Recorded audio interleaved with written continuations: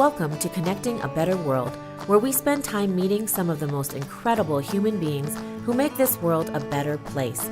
We will learn how each individual took their ideas, mission, and purpose to create and serve others in business and organizations that surround social good, social entrepreneurship, and social impact, and find out how we, together, can further connect others to help. I am your host, Dr. Natalie Phillips. Today, we will be spending time with my lovely and sweet sister and friend, Regeanie Corona. Regeanie is the founder and CEO of the social enterprise nonprofit Advancing the Seed, Inc., providing financial literacy, entrepreneurship education, and career pathway resources to underserved youth, young adults, and women. Advancing the Seed also provides training, business development, and strategic planning consulting for entrepreneurs, small business owners, and nonprofit leaders.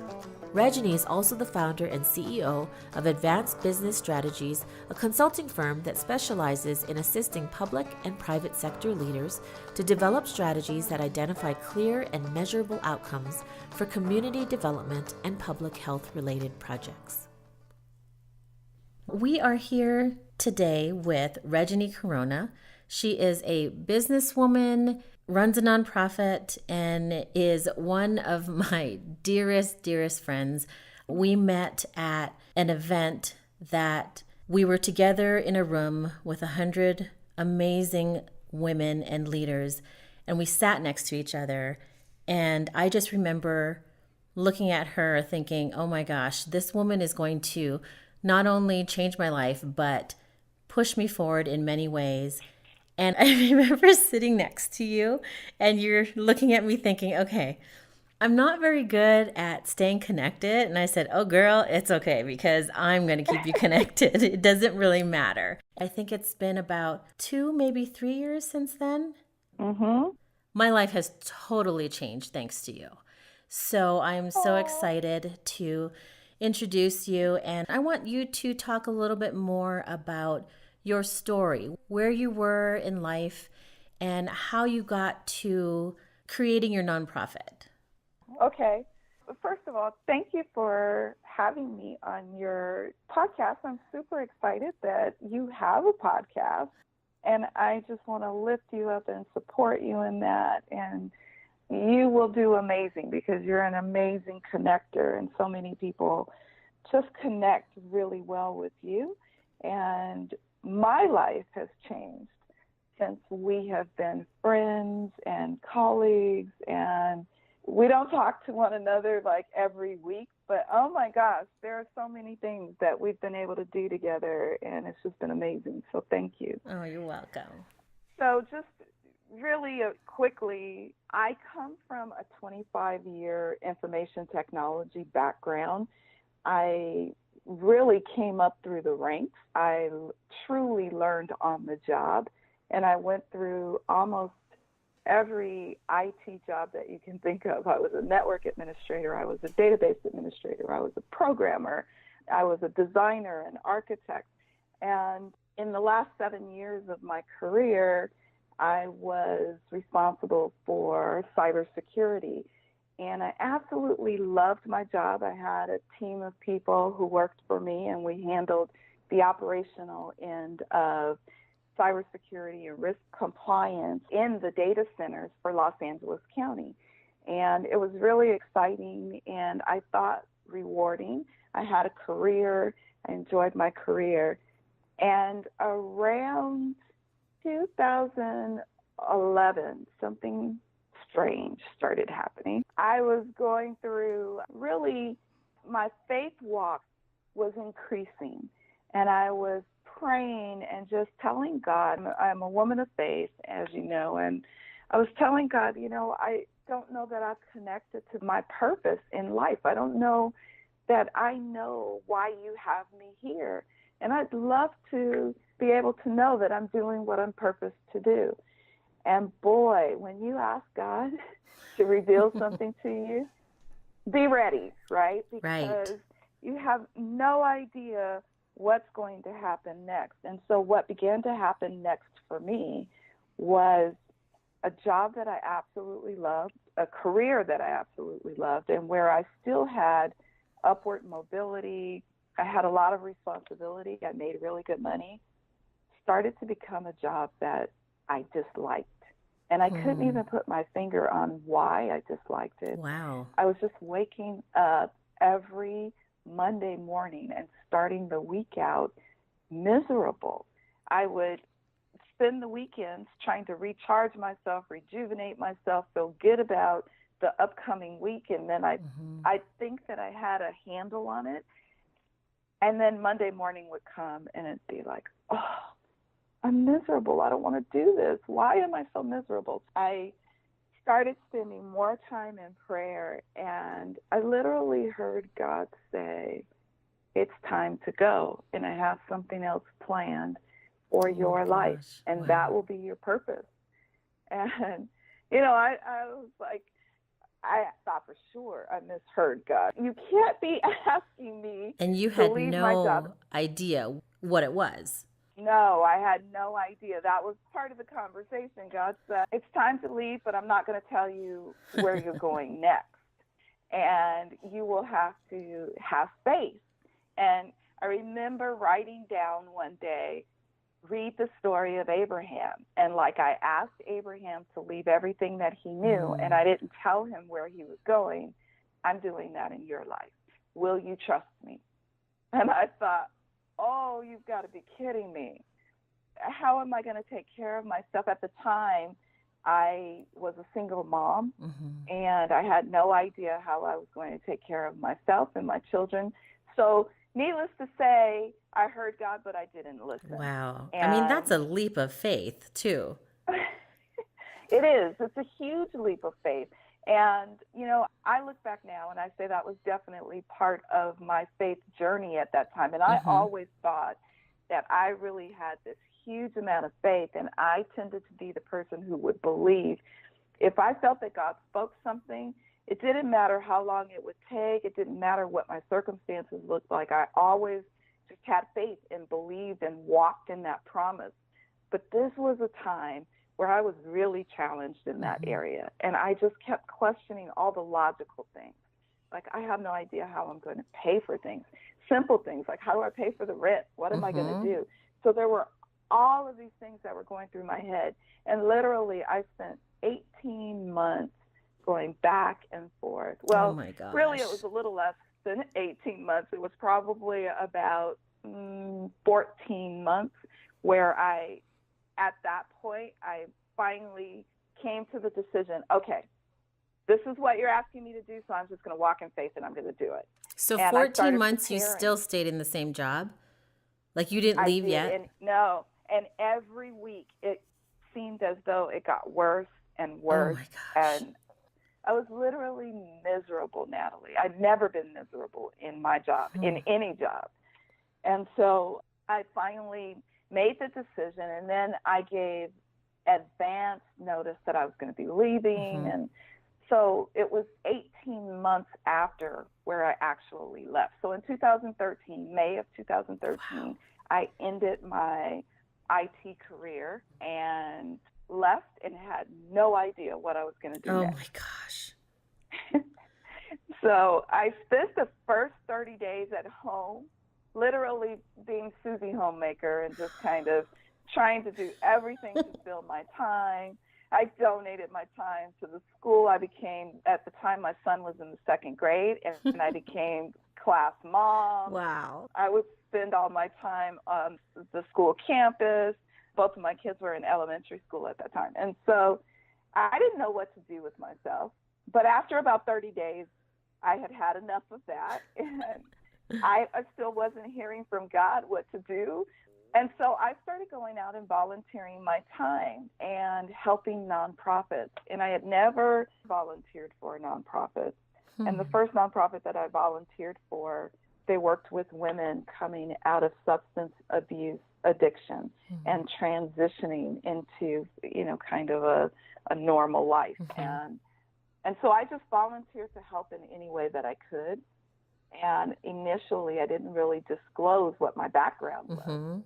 But after about 3 weeks, I started kind of helping and stepping in as a leader. And someone finally asked, what is your background? And I shared with them. So long story short, I ended up sitting on the board of that organization and helping them to develop strategy, because what I realized was, as an IT senior manager, and I had people reporting to me, and I was building new things constantly and managing large-scale projects and managing large budgets, that strategy was a part of my experience. And I realized that strategy actually fit into the nonprofit world very well. So I learned how to move that experience over into a new industry. Over time, I got to know that industry, and then I started just looking at gaps, areas that I saw where there was a need. And, again, I was in prayer one day, and the Lord prompted me to start a nonprofit. And at this time, I had started a consulting company. I had a for-profit consulting company, and I was the only employee, and I was working with cities and other community organizations and helping them to develop strategies, usually like 3 to 5 year strategies around public health. And so I actually started my own nonprofit, and I wasn't sure at the time what I was going to focus on with the nonprofit, but I knew that it would be something with youth. And so we started developing a strategy around how to work with youth and what was the greatest need. And it seemed that at the time, and this is still very true, there were a large number of what are called either disconnected youth or opportunity youth. And they're 16 to 24 years old, and typically they are not in school and not employed, or if they are employed, they are underemployed, severely underemployed. And I decided that that was the demographic that I wanted to work with. And so that's how we got started. And the organization is called Advancing the Seed. And there are a lot of things behind the name, but first and foremost, Advancing the Seed is about planting positive seeds in young adults and then nurturing those seeds and helping them to grow so that they can go out and deposit more positive and replicate that idea.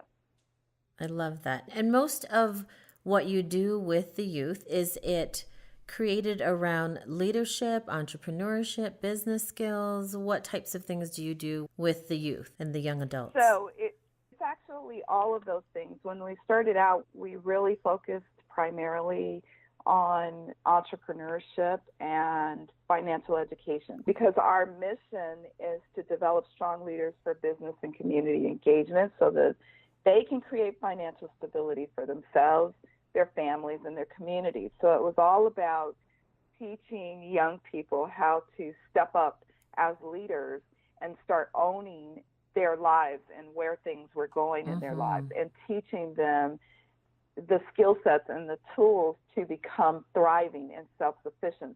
So our program is really creating a pathway to self-sufficiency for youth and underemployed or unemployed young adults. And so we started out with financial education and entrepreneurship, but we quickly realized that there were many other things that were needed. And what we realized was, first and foremost, we needed to work with the youth and the young adults around mindset, because so many of those that we work with have had barriers of some kind. So maybe they're teen parents, or they dropped out of high school for one reason or another, or they've grown up in the foster care system and now they've aged out and they're transitioning. And, the statistics are very high that a child that's becoming an adult and aging out of the foster care system actually becomes homeless very quickly. And there are some statistics, at least here in California, around once a foster care youth ages out of the system and they don't have access to resources, they don't have somewhere to live, they don't have people to help them, it's a short window of time. If they are on the streets, that it starts to turn into homelessness. It also starts to turn into a risk of sex trafficking, as well as drug addiction. and other having challenges with the law. Mm-hmm. And so we started recognizing just that there were so many things around mindset and mental barriers and not believing in themselves because their circumstances, for one reason or another, have led them to this place where they're not even sure of what they can accomplish. Mm-hmm. So if you can imagine trying to open up the world of resources and teaching someone financial education and entrepreneurship when they're still struggling with whether or not they're good enough to be able to do something like that. We just recognized that it was next to impossible. It was almost like that information was falling on deaf ears. And so we decided that we really needed to incorporate this component of growth mindset that we refer to as purpose discovery. And we sit down and we explore values and beliefs and how so many external things have shaped a person's values and beliefs. And we have them explore their self-limiting beliefs and then looking at how to reframe those and begin to remove the self-limiting beliefs and replace them with beliefs that they are capable, they are good enough, they can accomplish whatever it is they choose to accomplish. So those are some of the things that we do. We also get into, we call it adulting. It's life skills. So we start to teach them how to be self-sufficient in life skills, because you'll be surprised at the number of young adults that don't know how to cook, don't know how to budget, don't know how to really live on their own successfully. And so we teach them things like that. And it turns out that one of the favorite classes among our students that we provide is relationship. And so we get into really deep conversations with them, transparent and honest conversations about relationships and toxic relationships and good relationships. And, what is something that maybe is not healthy for you, and you need to consider whether you continue to remain in that relationship, whether you're the person that is the aggressor or you're a person that is the recipient of aggression. And so we've had some amazing things come out of those relationship classes that just blow my mind. Well, and it seems like you really are their second mom or their parent, going over some of the conversations that you would have with your own child as they're going through different things in life. But maybe they might not have had it, or maybe not have had it modeled for them, a healthy relationship versus a toxic relationship, or like what you said, the adulting skills, like having a checking account, or, it's like all the things that you would think that hopefully a parent would spend time teaching this to their kids when they had the time. So how was it received? Was it well received? How did you find the youth and the young adults that were in your programs? It's really funny. The first day that we show up and work with a new class, they're usually complaining and like, oh, why do we have to sit through this class? We have partnered with the California Conservation Corps, and they are a workforce development program. And so we consider our program an enrichment program around that. So we basically come in and fill in the gaps where the workforce development program doesn't provide some of these things. Perfect. We come in and provide them. And so we enhance and supplement their programming. That's a great partnership. It is. It's a wonderful partnership. And when we first started, what we found out was the core members work a 440 schedule, which for your audience that doesn't know, that's basically they work 10 hours a day for 4 days, and then they get a full 40 hours in. And then they have every Friday off. Well, there are a number of other things that they are required to do and complete in the program. One is community service. They have to have, I think it's 70 hours of community service over a 12-month period in the program. And they have to do certain educational things. And some of them are completing their high school diploma. Actually, a good number of them are. And so they are in a charter school at the same time that they're working. Wow. Well, I know it's a lot. In addition to that, the Corps requires that they have at least 3 hours per week of additional education type classes, something that's bringing knowledge and, additional skills to them. And so through this partnership, Advancing the Seed brings forth those additional 3 hours every week. And so we are part of their required programming now. And when we come into a class for the first time, we hear a lot of mumbling and groaning and like, it's my off day. I don't want to be here. What are we going to learn? Why do we have to be here? And it's so funny, Natalie, because by the end of that first class, we've got their attention. Wow. And they're sitting up straight and they are listening. Now, granted, it's usually not 100%, but I can tell you that we grab at least 80% of the class consistently. And they are engaging and they are looking at us so intently when we're providing the information that it's hitting them in a way that they didn't expect. I've met some of the California Conservation Corps at this last event, the last Activate Purpose event that we were all a part of in LA. And they get the work part of it during their 440s. But it's then taking, after you're done with the work and you get your paycheck, what do you do with it? And it is everything that you said about filling in the gaps. And that was one of the things that we had talked about. Some of the California Conservation Corps youth were there and they were sharing their stories. And it brought a lot of us to tears just watching. Now we get to see them on the other end. You got to see them from start to middle and where they are now. And it was incredible to hear them talk about Advancing the Seed and about you and about Jeanette and basically how you changed their lives. Tell me a little bit more about some of your favorite stories that you have seen. There's so many, but there's a couple that come to mind immediately. So one, there was a young woman in one of our classes that when we first started working with the class, she'd come in and she was smiling and we would talk to her. And about 2 or 3 months into the class, we started recognizing that she wasn't smiling much anymore and she was not really engaged anymore. And so we knew something was going on. We pay attention to every participant in our class. And at some of our classes, we have upwards of 80 students in one class. We never imagined that would happen, but it's amazing. And so we do pay attention to every student. And we started really noticing this, and we talked to her leadership. And one particular day, I remember, she came in and she had a black eye.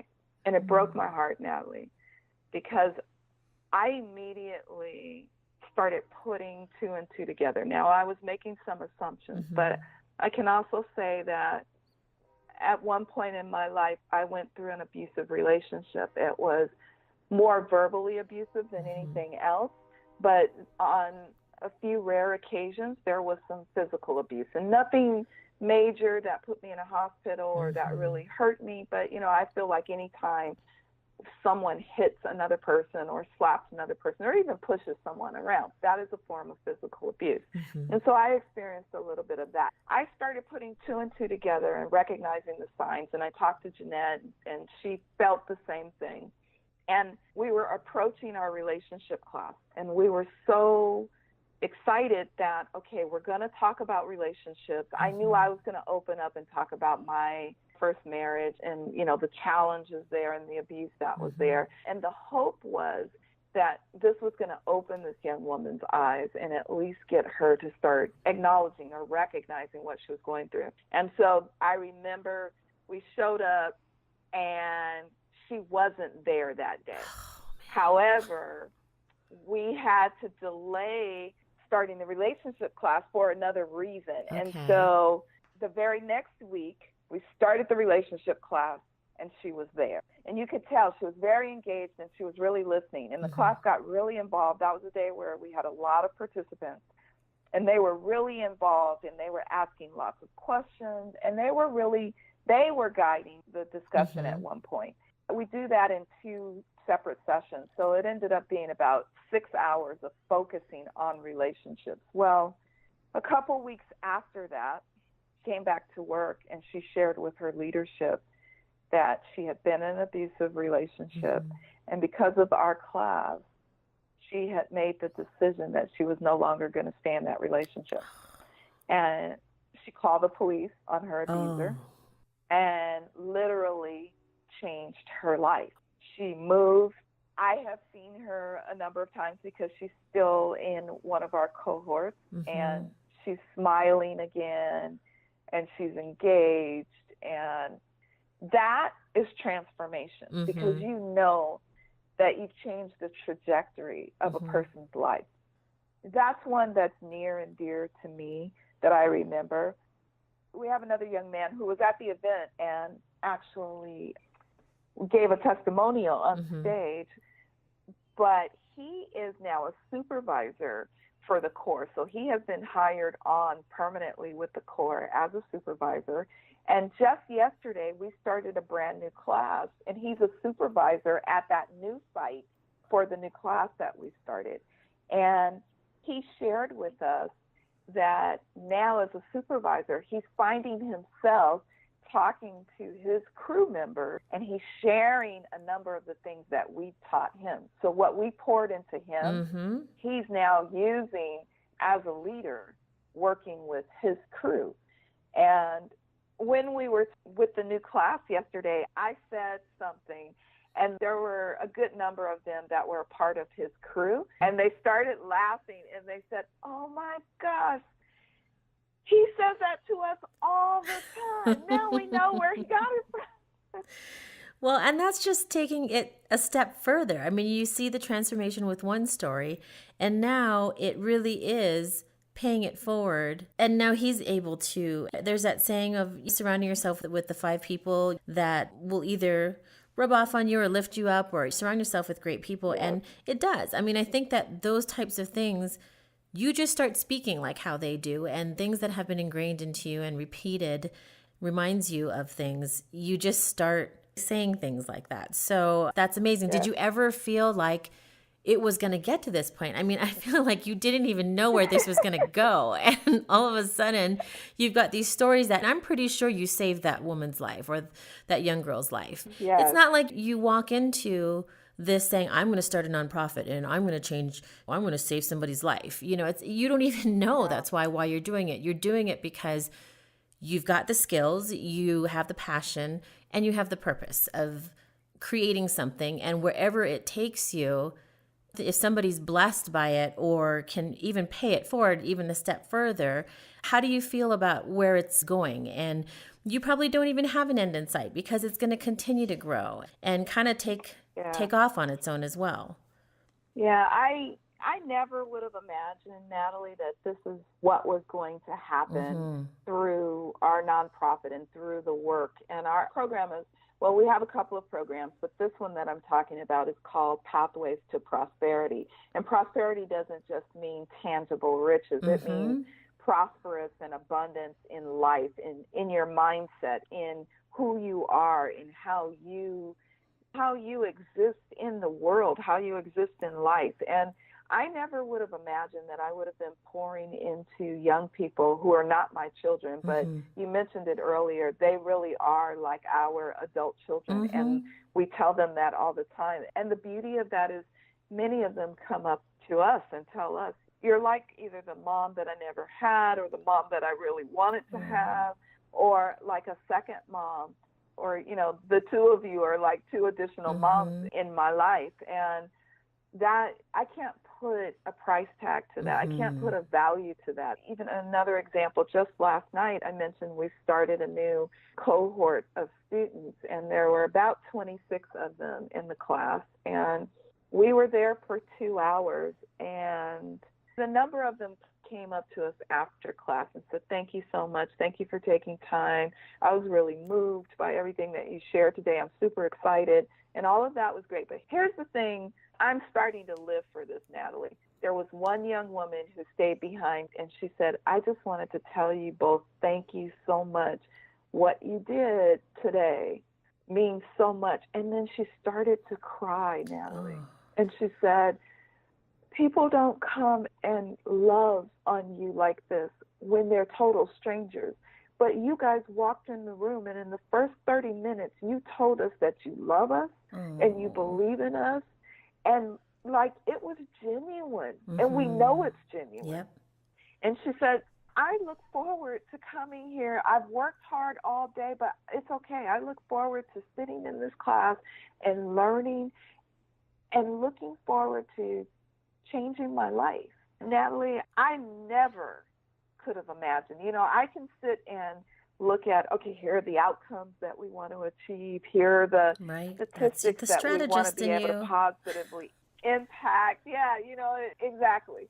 It's the technical, logical side of me can say, okay, these are all the things that we want to be able to achieve. But when you see that quantitative feedback, because, you know, you've got the qualitative. You're so like feedback. You're such a strategist. I'm just like, what? I don't even know what you're talking about. I know. I'm sorry. Right? You mean the feel good versus the what you put on paper? Exactly. So the quantity versus quality, and quantitative is this is what I count. These are the outcomes that I can check boxes on and I can count. But the qualitative is, what are the testimonials? What are people saying? What's the observations that we can make about things that are happening in their lives? And that piece, I never could have imagined. Really, that's the priceless stuff, though. I mean, that's the things that when people want to do good or they create something, it really isn't for them to be in the limelight or to, yes, you can measure things and you can see how the outcomes are so that you can improve.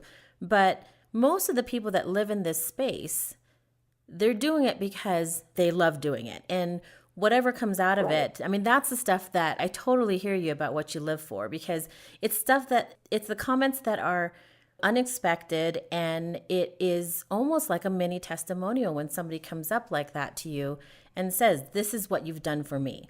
And you had no idea because that wasn't even your intent. You had no idea. No.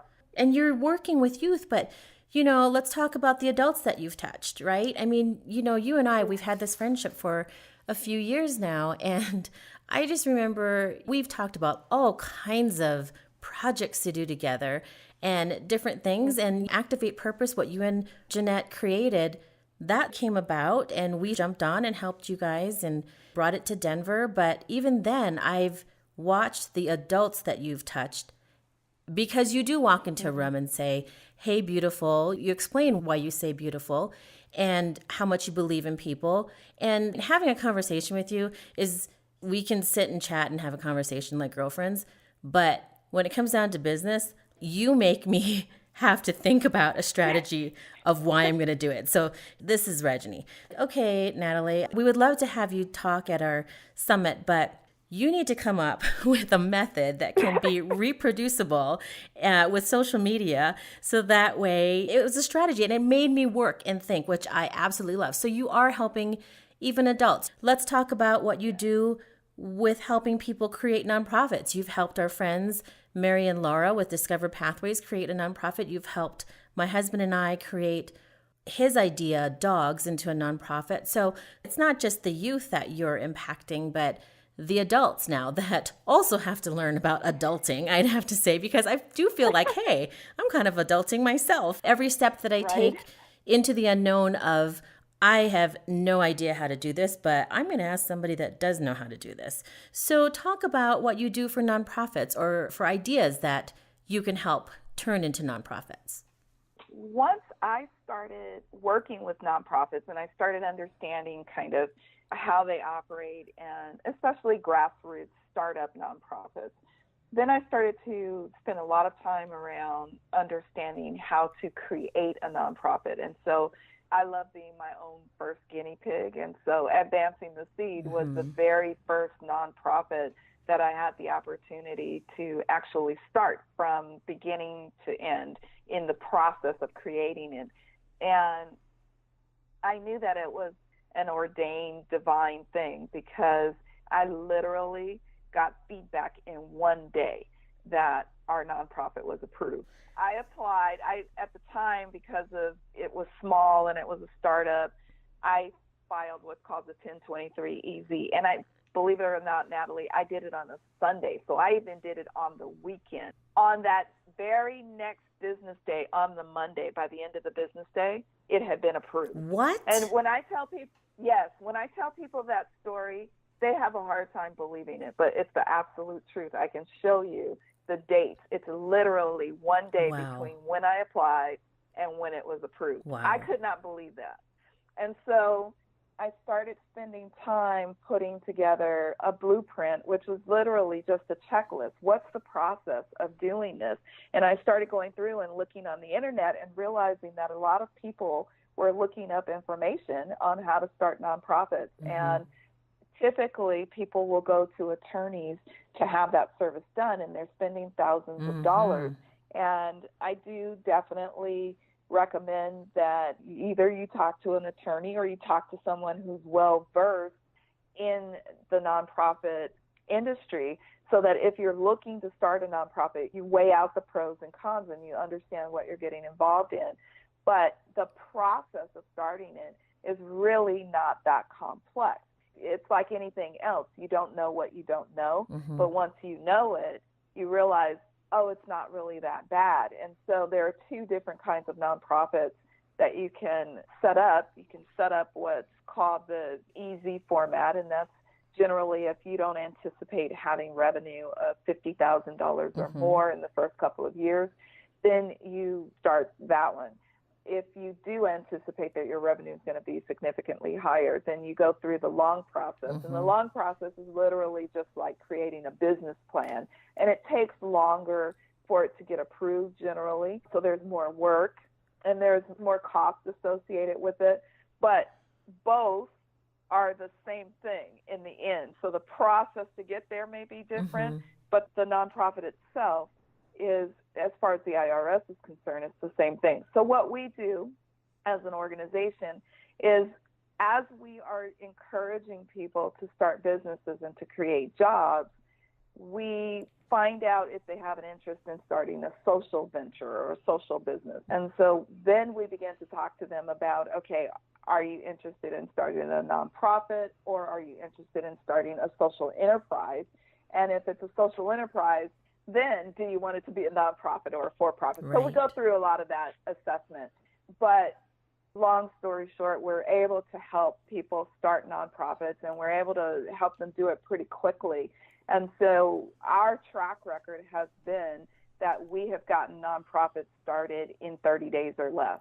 We always follow our blueprint to get that result. And we have started since 2017, the beginning of 2017, I think we have helped to start 15 to 16 nonprofits, and all of them are functioning well. They're growing. They're doing well. A number of them actually have come out of our Activate Purpose events. So people come to our Activate Purpose event, and then they get super stoked and excited, something that has been bubbling up inside of them for a while. They walk away from our event with the confidence to now move forward with that. And so we had a couple of people that were at our event last year who have now started their nonprofit. Wow. They've done events themselves, and they've done some amazing things in a very short period of time. Wow. And so, you know, we get excited about that because those are also outcomes out of advancing the seed. Every nonprofit that we help to start, that's another seed that we're helping to advance, and they're going to touch many, many lives. And so people will hire us to do that on their behalf because you have a number of people who don't want to do the paperwork. They just want to hire us and have us do it. But we are also teaching people how to do it themselves. And so, for example, like you and Jason and Mary and Laura, you guys did your own with our guidance. So we're bringing up an online class to help people do that for a reasonable price. And then it involves a subscription that allows people to stay connected with us, because there's more than just starting the structure of the nonprofit. It's because right after that, there's okay, so how are we going to raise money, and how are we going to do events, and how are we going to connect to community? And so all of those things we help to guide and coach on so that you can be successful. That's amazing. And I'm so glad that you're there and I have you in my corner, because it is a scary thing to walk into something like that you don't know too much about, and you don't know who else out there knows enough that you can trust. And having the background that you had, walking through it yourself with Advancing the Seed, and having, some of these organizations now that you've helped, even the speakers that you've had at the Activate Purpose event in LA, you even had speakers speak on nonprofits and fundraising for nonprofits. And so I'm excited to continue to follow the journey of where Advancing the Seed is going to continue to grow. Where can people reach out and either learn more about you or even help your nonprofit grow? And in what ways could be helpful for you? Probably the easiest way is to visit our website. Our name is Advancing the Seed, but our website is www.advancetheseed.org. And actually, all of our social media follows that same handle. So everything is Advance the Seed. If you put that in, you can find us anywhere in social media and on the web. And when you go to visit our website, then you'll see the different things that we're doing, and we have a volunteer page out there. So in terms of helping us, like any other nonprofit that's growing and dealing with capacity challenges, we have a really good problem. The Conservation Corps wants to expand our programming across Northern California, Central California. We just don't have the capacity to do that just yet. So we're exploring the use of technology so that we can do group coaching and group training through online training platforms. Great. And so that's something that we're going to be doing a proof of concept on and piloting toward the end of this year. And I'm excited about that. We're also always looking to grow our volunteer base, and specifically we're looking for people who are willing to be trainers as well as just industry speakers, someone who's willing to come in and speak to a group of our young adults and to help them understand what is it like to be in a specific industry. And so we're always in need of those types of individuals. We are also very strong on collaboration, and I'm working very hard on the business development side to develop business relationships with corporations and even small businesses that would consider hiring some of the young adults that we work with. And so we are looking for corporate sponsors and partners who are willing to consider funding us, but more than just funding us, willing to come alongside us and help us to pour into these young people. The other thing is, if you believe in what we do, becoming a champion for change for us and an advocate, and really sharing. You sit on our advisory board and you do just that. You share all the time the things that we're doing. Every opportunity you get, you will post things to help further get that information out into your network. And that really helps us because it helps bring greater awareness and visibility to the work that we're doing. Great. That's a lot. And I love how it just continues to grow, and it even comes full circle in hiring the youth that and the young adults that you've trained as well. Last question for you is, what is one bit of advice that you might be able to share with our listeners on making the world a better place? I think the first step is to get out of your own head. Oftentimes we have a desire to do something, but fear holds us back. And it's fear of, you can span the gamut on what the fears are. Am I enough? Am I knowledgeable enough? Do I have access to the right resources? But I would say spend some time with yourself and really self-examine. And if you know that there's something that you want to do in this world, or even in your community, if there's something that you want to do in your local community, you see a gap, you see a need, and you know that you have a heart for that, but you've been holding back because you're afraid. You're afraid that you're not going to be able to do it. I would say stop worrying about the how and decide once and for all, I'm not going to let fear hold me back. I'm going to make a difference in the lives of others, and I'm going to surround myself with people who have the knowledge and the resources to help me get there. So the how doesn't necessarily matter, because the thing that I've learned is you don't have to know it all. Mm-hmm. None of us can know it all, right? But when we surround ourselves with other people who do have the knowledge and the wisdom and access to the resources, suddenly you're able to multiply in ways that you never imagined. And so all of that time where you're sitting and ruminating or contemplating on why you can't do something, you're actually wasting time. And more importantly, you are holding up someone else's blessing because you are not stepping in and owning who you are meant to be. Right. And so we often hear, learn to be comfortable with being uncomfortable. You really do have to be uncomfortable, because when you have that feeling of being uncomfortable, truthfully, that's when we're growing. That's when we are really growing into who we're supposed to be.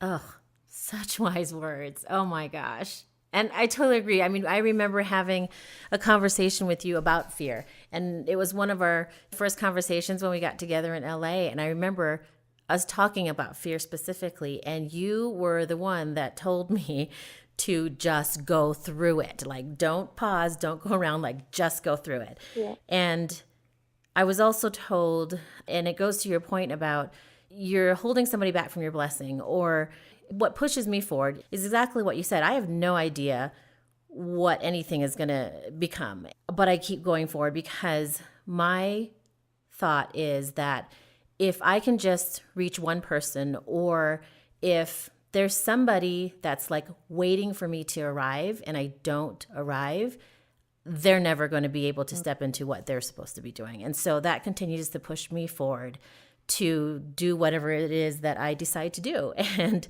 I may not know all the answers, and people might look at me and think, oh my gosh, what is she doing now? But you know what? It doesn't matter. It really doesn't matter. It doesn't. And I love how we're in total agreement with that. Thank you so much for being here tonight and for sharing your story and what you're doing. I absolutely love what you're doing with Advancing the Seed. And I loved hearing the stories that you shared of the youth. And I am one of the people that you have definitely blessed by what you're doing. And by leaving the tech world and walking into your purpose, I actually am so grateful for you and for what you decided to do when you decided to step out in faith. So thank you. Oh, you're welcome, and thank you. And the last thing that I want to say is, we were talking about fear. I really want people that are listening to this to understand the feeling of fear doesn't necessarily go away. It's just you learn to walk in the face of it to do what you need to do. Yes. And I've watched you, and I've watched all of the amazing things that you've stepped into. And I still remember the first night that we really hung out together after meeting the day before. And we talked about so many things. You would have thought that we had known each other forever. And I kept telling you then, Natalie, you need to step into this and own who you are, because I could see it. It's hard to explain, but I could just see it in you. And so now I see you walking that out, and you are absolutely amazing. And you are touching many lives. So thank you, including mine. There's so much love in this room.